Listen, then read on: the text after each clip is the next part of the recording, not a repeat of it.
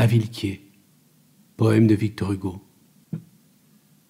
Maintenant que Paris, ses pavés, ses marbres et sa brume et ses toits sont bien loin de mes yeux, maintenant que je suis sous les branches des arbres et que je puis songer à la beauté des cieux, maintenant que du deuil qui m'a fait l'âme obscure je sors, pâle et vainqueur, et que je sens la paix de la grande nature qui m'entre dans le cœur. Maintenant que je puis, assis au bord des ondes, ému par ce superbe et tranquille horizon, examiner en moi les vérités profondes et regarder les fleurs qui sont dans le gazon. Maintenant, ô mon Dieu, que j'ai ce calme sombre de pouvoir désormais voir de mes yeux la pierre, où je sais que dans l'ombre, elle dort pour jamais. Maintenant qu'attendrie par ces divins spectacles, plaines, forêts, rochers, vallons, fleuves argentés, voyant ma petitesse et voyant vos miracles, je reprends ma raison devant l'immensité. Je viens à vous, Seigneur, Père auquel il faut croire. Je vous porte, apaisé, les morceaux de ce cœur tout plein de votre gloire que vous avez brisé. Je viens à vous, Seigneur, confessant que vous êtes bon, clément, indulgent et doux. Ô Dieu vivant, je conviens que vous seul savez ce que vous faites et que l'homme n'est rien qu'un jonc qui tremble au vent. Je dis que le tombeau, qui sur les morts se ferme, ouvre le firmament et que ce qu'ici-bas nous prenons pour le terme est le commencement. Je conviens à genoux que vous seul, Père auguste, possédez l'infini, le réel, l'absolu. Je conviens qu'il est bon, je conviens qu'il est juste, que mon cœur est saigné, puisque Dieu l'a voulu. Je ne résiste plus à tout ce qui m'arrive par votre volonté. L'âme, de deuil en deuil, l'homme, de rive en rive, roule à l'éternité. Nous ne voyons jamais qu'un seul côté des choses, l'autre plonge en la nuit d'un mystère effrayant. L'homme subit le joug sans connaître les causes, tout ce qu'il voit est court, inutile et fuyant.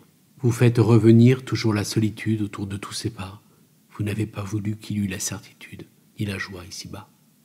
Dès qu'il possède un bien, le sort le lui retire. Rien ne lui fut donné dans ces rapides jours pour qu'il s'en puisse faire une demeure et dire « C'est ici ma maison, mon champ et mes amours ». Il doit voir peu de temps tout ce que ses yeux voient. Il vieillit sans soutien, puisque ces choses sont. C'est qu'il faut qu'elles soient, j'en conviens, j'en conviens. Le monde est sombre, ô Dieu. L'immuable harmonie se compose des pleurs aussi bien que des chants. L'homme n'est qu'un atome en cette ombre infinie, nuit où montent les bons, où tombent les méchants. Je sais que vous avez bien d'autres choses à faire que de nous plaindre tous, et qu'un enfant qui meurt, désespoir de sa mère, ne vous fait rien à vous. Je sais que le fruit tombe au vent qui le secoue, que l'oiseau perd sa plume et la fleur son parfum, que la création est une grande roue qui ne peut se mouvoir sans écraser quelqu'un. Les mois, les jours, les flots des mers, les yeux qui pleurent, passent sous le ciel bleu. Il faut que l'herbe pousse et que les enfants meurent, je le sais, ô mon Dieu. Dans vos cieux, au-delà de la sphère des nus, au fond de cet azur immobile et dormant, peut-être faites-vous des choses inconnues, où la douleur de l'homme entre comme élément. Peut-être est-il utile à vos desseins sans nombre que des êtres charmants s'en aillent, emportés par le tourbillon sombre des noirs événements. Nos destins ténébreux vont sous des lois immenses que rien ne déconcerte et que rien n'attendrit. Vous ne pouvez avoir de subite clémence qui dérange le monde. Ô Dieu, tranquille esprit, je vous supplie, ô Dieu, de regarder mon âme et de considérer qu'humble comme un enfant et doux comme une femme, je viens vous adorer.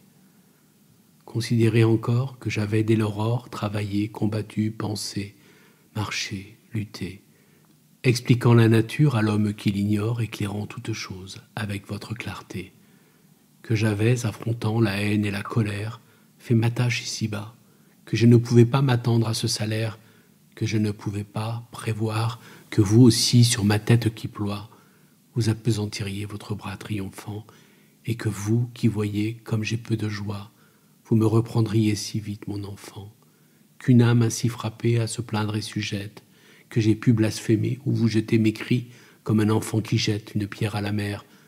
Considérez qu'on doute, ô mon Dieu, quand on souffre, que l'œil qui pleure trop finit par s'aveugler, qu'un être que son deuil plonge au plus noir du gouffre, quand il ne vous voit plus, ne peut vous contempler.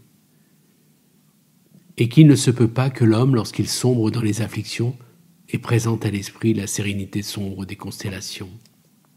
Aujourd'hui, moi, qui fus faible comme une mer, je me courbe à vos pieds, devant vos cieux ouverts, je me sens éclairé, dans ma douleur amère, par un meilleur regard jeté sur l'univers. Seigneur, je reconnais que l'homme est en délire, s'il ose murmurer. Je cesse d'accuser, je cesse de maudire, mais laissez-moi pleurer. Hélas, laissez les pleurs couler de ma paupière, puisque vous avez fait les hommes pour cela. Laissez-moi me pencher sur cette froide pierre et dire à mon enfant, sens-tu que je suis là? Laissez-moi lui parler, incliné sur ses restes, le soir quand tout se tait, comme si dans sa nuit rouvrant ses yeux célestes, cet ange m'écoutait. Hélas, vers le passé, tournant un œil d'envie, sans que rien ici-bas puisse m'en consoler, je regarde toujours ce moment de ma vie où je l'ai vu ouvrir son aile et s'envoler. Je verrai cet instant jusqu'à ce que je meure, l'instant, pleurs superflu où je criais, l'enfant que j'avais tout à l'heure, quoi donc? Je ne l'ai plus. Ne vous irritez pas, front que le deuil réclame, mortel sujet aux pleurs. Il nous est malaisé de retirer notre âme de ces grandes douleurs.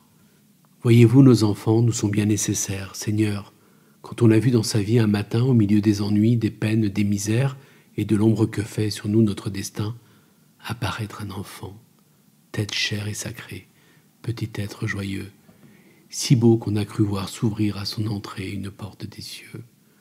Quand on a vu 16 ans de cet autre soi-même croître la grâce aimable et la douce raison, lorsqu'on a reconnu que cet enfant qu'on aime fait le jour dans notre âme et dans notre maison, que c'est la seule joie ici-bas qui persiste de tout ce qu'on rêva, considérez que c'est une chose bien triste de le voir qui s'en va.